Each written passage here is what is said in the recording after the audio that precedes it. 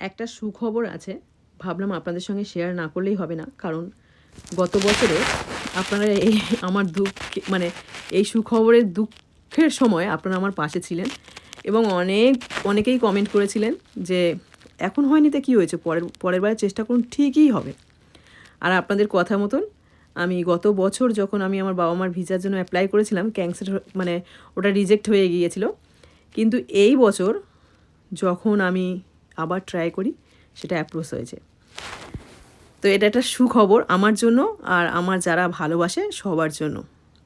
যেটা বলা বাহুল্য, এই যে ভিসাটা আমি করেছি এবারে, মানে এইবারে যে ভিসাটা করলাম, আমি একটা এজেন্টের থ্রু দিয়ে করেছি। তো ভাইটা এত ভালো, এত ভীষণ ভালো, মানে ওনার কথাবার্তা, ওনার বলো কি আমার ভাইয়ের মতন বয়স, মানে কথাবার্তা এত ভালো, বিহেভিয়ার ওনার, আর সব কিছু স্মুথলি করেছে, মানে সব পেপার সমস্ত কিছু একদম ইজিলি খুব স্মুথলি করেছে। তো যারা মানে ট্যুরিস্ট ভিসাতে জাপান বা অন্য দেশে যেতে চান, অবশ্যই কিন্তু এনার সঙ্গে যোগাযোগ করতে পারেন। ভীষণ ভালো এক্সপিরিয়েন্স একজন ব্যক্তি। আর আমি ওনার নাম্বারটা, ওনার ইমেল অ্যাড্রেসটা আর ওনার নামটা আমি কমেন্ট বক্সে দিয়ে দেবো, কারণ আমি স্ক্রিনে আর দিচ্ছি না, কমেন্ট বক্সে দিয়ে দেবো। আপনারা ওনার সঙ্গে যোগাযোগ করে নিতে পারেন। আপনারা তো সবসময় জিজ্ঞেস করেন আমাকে একটা ভালো এজেন্ট দেখে দিন, কি করে জাপানে যাব, জাপানে আসতে চাই, বা জাপান ছাড়াও অন্য অন্য দেশের সঙ্গেও, মানে উনি অন্য অন্য দেশের ডকুমেন্টস সম্ভবত করে।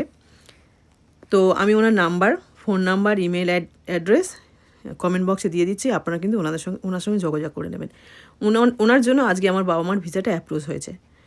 তো দেরি না করে চটপট ওনাকে ফোন করুন যারা আসতে চান, আর জেনে নিন কী কী করতে হবে না করতে হবে, আর উনি আপনাদেরকে গাইড করে দেবে। Thank you. অনেক কম খরচে, আমার কাছে অনেক কম খরচ বলে মনে হয়েছে। হয়তো আপনারা বলবেন যে কত টাকার ব্যাপারটা বলবেন, অনেক কম খরচে। এবার আপনার মানে কি ভিসায় আসছেন, কেমন সমস্যা, কেমন ডকুমেন্টস, সেগুলো তো তার উপরে লক্ষ্য করে ভিত্তি করে হয়তো ভাই আপনাদেরকে বলে দেবে। তো আপনারা দেরি না করে চটপট করে ওনাকে ফোন করে নিন।